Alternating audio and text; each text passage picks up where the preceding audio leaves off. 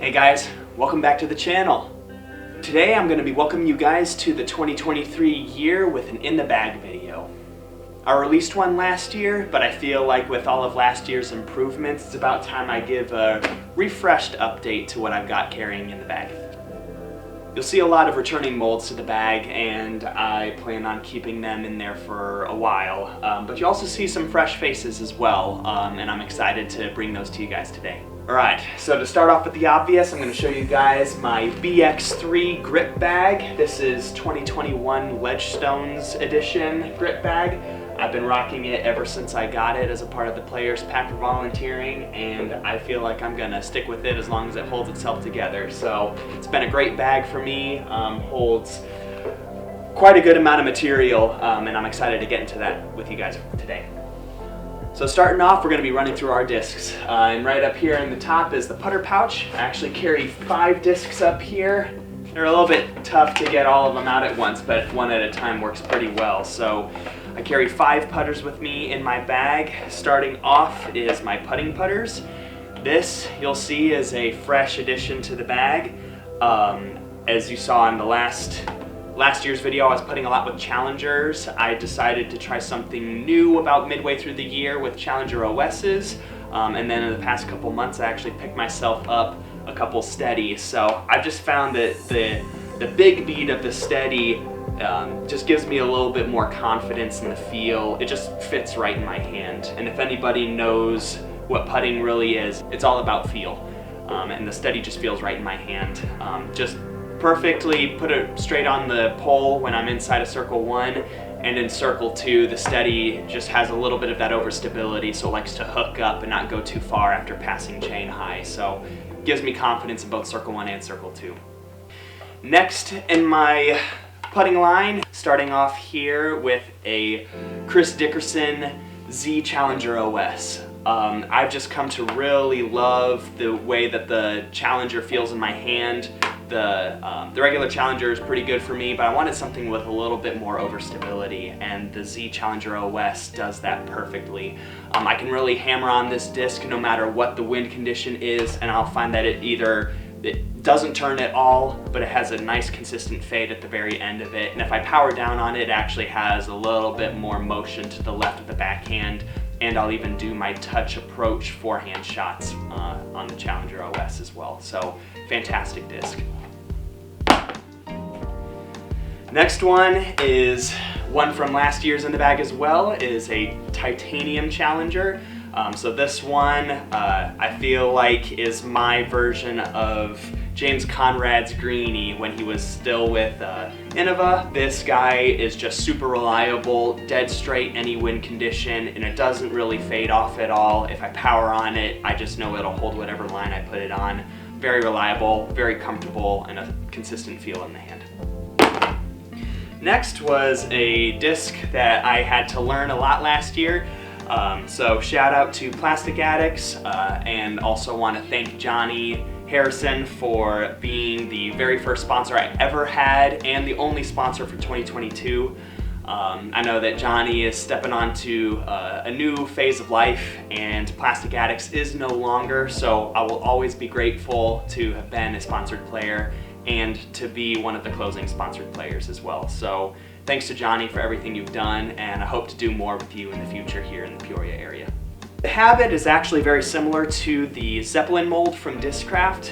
It's just a very glidey, very heavy disc. This is about 180 grams, I think. But this just has a nice consistent turn throughout the flight, and even on jump putt approaches I can get this disc to about 150 feet to 180 because it just glides. It doesn't ever really fade out either. And I really power on this as well if I want a putter line that just holds over on Annie and never comes out. So I found very many uses for this, and I was happy to give it a try. So that's it for my putters. I usually throw my putters between 200 and 250 feet with a run-up.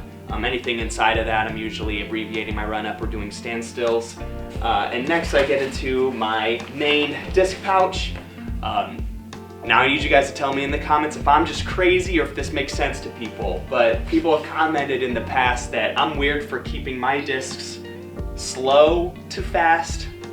overstable to understable. And I'll show you my logic as I get through that. But it's like I'm reading a book, reading numbers on a page. So starting off here in the mid-ranges, I usually throw these guys between 250 feet and 320 feet, depending on the mold. This is one of my, I would say, more consistent parts of my game. I've come to lean on mid-ranges a lot more, and I really want that to be something that I can always fall back to if the driver game's not really working for me. So starting us off, the most overstable is a fresh SP Quake. This guy is pretty flat top, not a whole lot to it, just a super overstable, a little less glide than your average Quake. And for that reason, it's just incredibly dependable in all conditions. Like to throw this a lot on forehands, so with that flat top, it's just very, very comfortable. And the very round rim bottom on the Quake is just amazing for the forehand as well. So Quake, just very dependable. You're missing out if you don't have a Quake in your bag. And it's actually taken out my zone from my bag because I just can do everything I want to with the Quake. So it's my overstable one, and then I have a straighter but still somewhat overstable swirl Quake from the GMC tournament in 2021, sorry. And this disc is beautiful, one of my favorites I've got in the bag, nice and swirly. And also pretty pliant as well. This one has a little bit more dome to it, but not much. And this one, I've just worn it down enough to where it's just got, you know, very dead straight flight, holds whatever line I put it on, and then for the last quarter of the flight it decides to tail out. Just very, very dependable. One of my favorite mid-ranges. I lean on this a ton. And next is probably actually my most understable mid-range in my bag is the Granite Quake.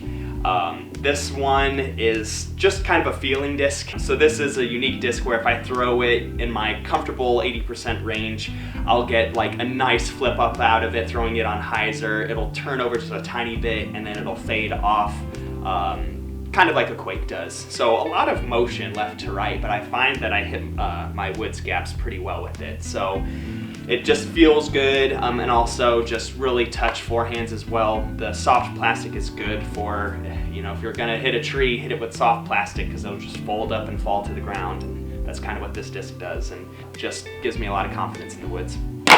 With that, I get into my two rifts. So the rifts just feel like it's a mold that kind of comes and goes. It's not quite as point and shoot, kind of like a Buzz is. It's a little bit more workable, a little bit of hyzer flip on full power, and a little bit more fade at the end than a Buzz sometimes does. But this Andrew Marweed, very pretty disc.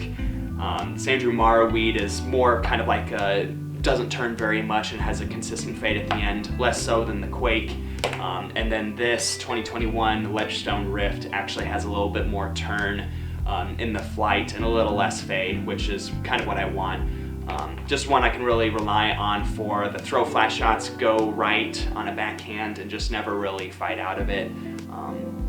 And then I can push these guys pretty far for mid-ranges. The Rifts just have a ton of distance capability, so really like that about them as well. And then quick shout out to Andrew Marweed and his win at the Shelly Sharp Memorial Open. Was super stoked to see that. I watched all the coverage on Disc Golf Guide. Please go over and check it out, and give Andrew all the support you can. Really great guy, great player, and if I could aspire to be like anyone, he would be a great player to follow. So with that, let's get into the Fairway Drivers. It's actually the biggest portion of my bag, and I've been telling myself it needs to be for a while. Just want to be able to have these guys dialed in before I really start working on the distance drivers, which I'll get into later as well. But you know, got a different disc for every single shot shape that I need. Starting here with the most overstable. Started working with the Captain's Raptor. Just incredibly beefy these first runs were. I'm excited to try out the ESP runs, but this is just something where if I need it to go one way or the other, forehand or backhand, I'm really leaning on this. Captain's Raptor, ultra reliable, very, very useful.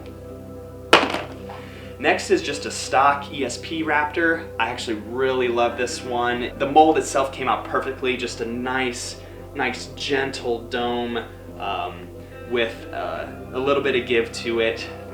It doesn't feel too deep in the hand. The dome doesn't really impact the forehand or backhand, so I throw this on all shots that I can. Ultra dependable, probably one of my most used fairway drivers. It'll hold the line I put it on, no turn, and then just have a consistent fade at the end. So just an amazing mold. Always be throwing a Raptor.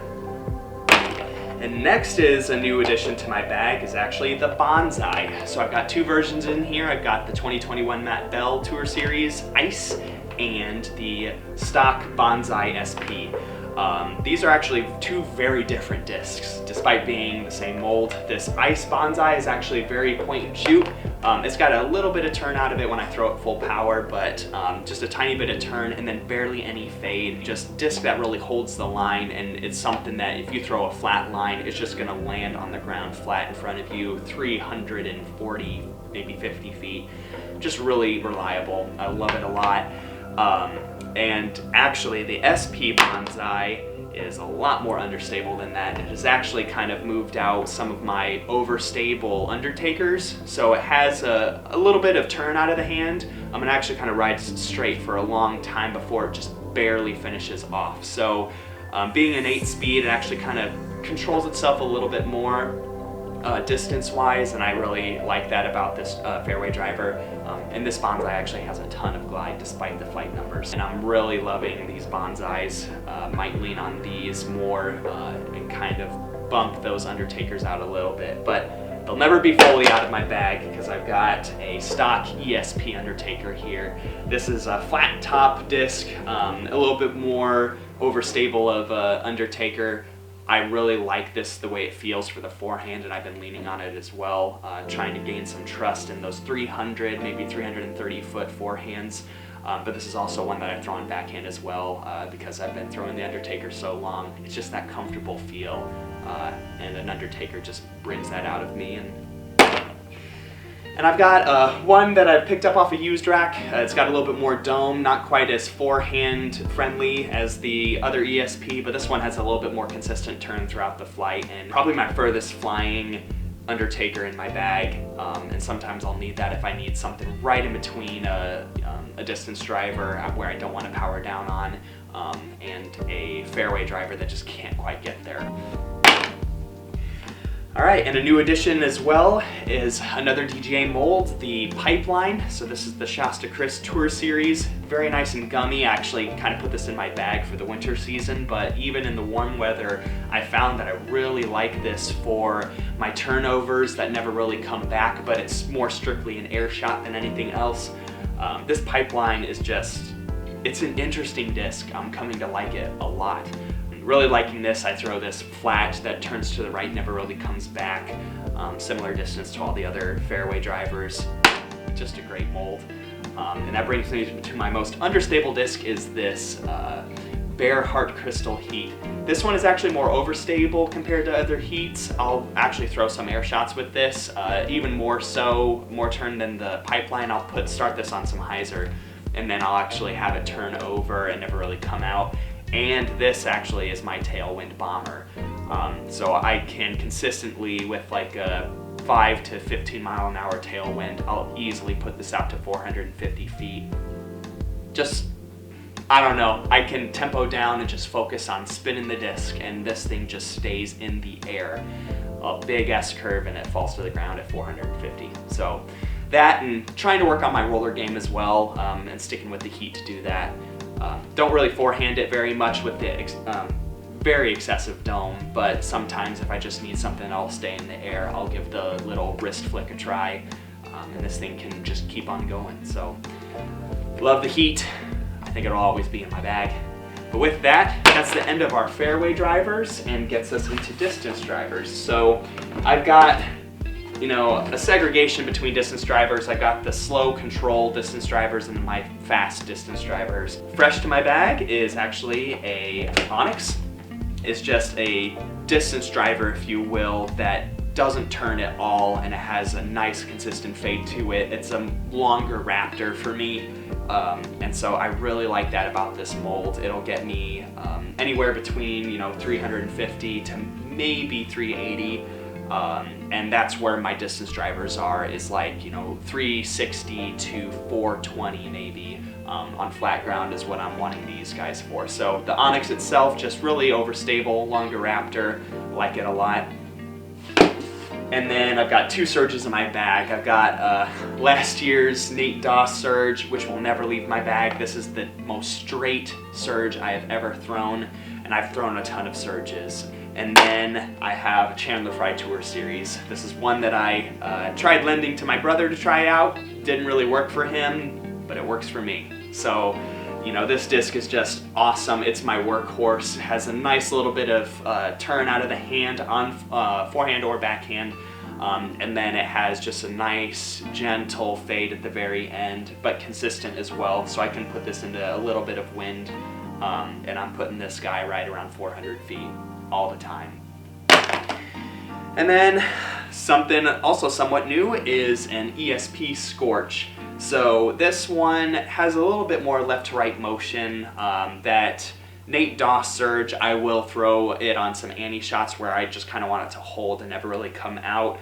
But I'm also trying to work on a Scorch as well. Sadly, I have to admit that it has a little bit more distance potential, but it's also a little bit harder for me to control as a player. So it's very interesting to experience that, and something I'm working on. But this ESP one as well, I'm throwing it on baby hyzer and just having it turn over and then kind of flex to flat as it hits the ground. So I do want this to be my understable distance driver, and it's doing pretty well so far. But with a little bit more seasoning, it'll be even better. And with that, I get into my fast distance drivers. So I carry a Force and an old Nuke with me. There will always be a Force in my bag. Sometimes there'll be a DGA Hurricane in there as well when I need something with a little bit more, you know, straighter flight at the beginning, but still the consistent fade. A Force or a Hurricane will be there. I got this Andrew Presnell Tour Series Force in there. It just feels good. A very slight, consistent dome to it. Good glide, reliable, longer version of that Onyx as well. I just like it a lot. It's nice, good color. And then this Nuke is a disc I've had. It's probably the first one I picked up off of a used rack. It was one of the very first discs that I acquired after my starter pack when I first started getting into disc golf. Didn't have much use for it when I was starting out, and now I do. This one actually is my max distance thrower when there's little to no wind, something I can really rely on. I throw it on a baby hyzer, and it's got enough flip up and it rides straight for a very long time before it kind of fades out Nuke style. And I mean, this guy is just going far for me. And I mean, the Nuke itself, I mean, it doesn't feel like it stays in the air very long, but it travels fast. It gets from point A to point B much faster than those surges, but I can throw them at approximately the same distance. So the Nuke it just goes fast. And so it'll kind of be more of a wind fighter distance thrower than the surge would be. So love this very much. And that brings me to the end of my discs. All right, so now I'm gonna take you on a tour through my bag really quick. Starting off here is my Bushnell Disc Golf Rangefinder. This is the Edge version, the OG. It's also got the OG battery in it. I used it all last year, have had no problems with it. I probably will end up changing the battery out, but it's still trucking along.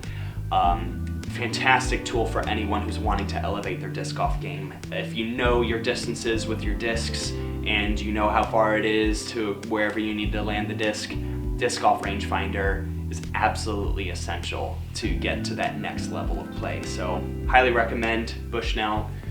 No sponsorship, but hey, anything could happen. Next here on this side, actually flip it around, is a reusable water bottle. Highly recommend it, especially in the park scene. You can just fill it up at a water fountain, at a cooler, whatever you can get. I also like to pour my one-use water bottles into it as well, just because of the familiar weight of it. But with that, we'll start over here in this side. Let's see. Got some towels.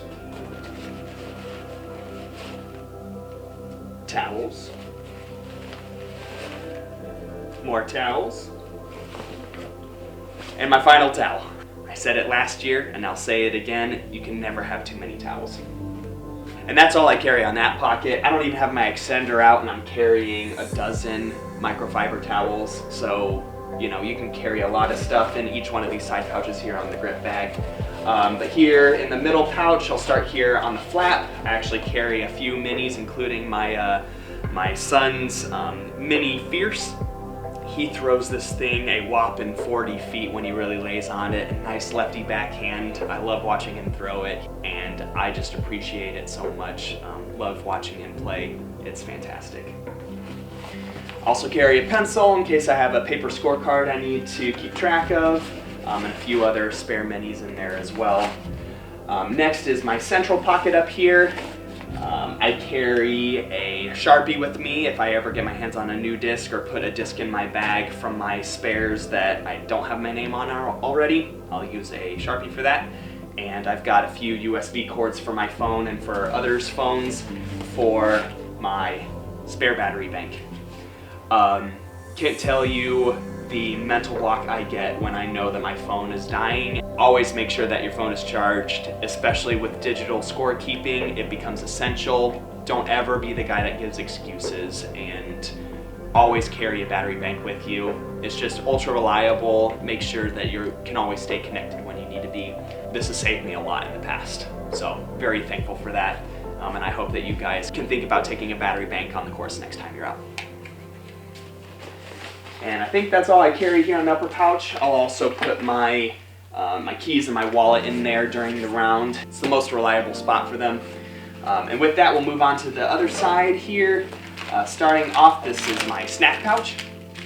I carry, very easy to carry around, very good on the course. I'll pop one at hole 6 and then pop the second one at hole 12. Gets me through the whole round. The next is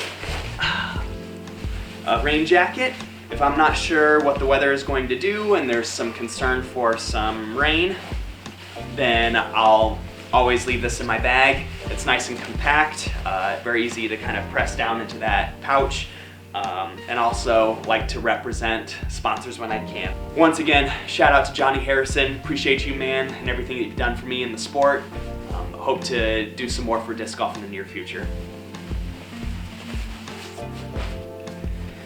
And also in this pouch, I'll carry some sunscreen if it's going to be really hot, or bug spray if it's going to be through the woods or during that buggy season. We're very familiar with bugs here in Illinois during the late summer. And also on this side is the strap where I might carry an umbrella if it's going to be a rain round, or I just started doing a tripod stool. I'll carry that in here. That's all I've got in my bag. Thank you guys so very much for sticking around and watching. I hope to be doing an out of the bag here soon, where I'll be throwing all of these discs on the lines that I would expect to throw on the course, along with maybe some of their backups as well, just to kind of show you all of the shots that I enjoy doing. Thank you guys so very much for coming and supporting the channel. You know, it's because of you guys that I do what I do, and I hope that you guys see some value in the content that I put out here on the channel. So many big things for this year. I'm excited to bring them to you. A lot more course coverage, some more casual rounds, I hope, in addition to offering some other disc golf services to the Peoria area and all the players therein. So please stick around for more announcements as they come. Follow me on Facebook. I've got PLD Disc Golf on Facebook. It's a page of mine, so please go over there, like it, follow everything that I post on there. A lot of my channel sharing will be occurring on that page, so if you're not connected to that, you're missing out. Once again, like, comment, and subscribe, guys. Everything that you guys do for me is super beneficial. So thanks for joining me for my In the Bag, and I hope to see you guys on a fairway soon. Thanks.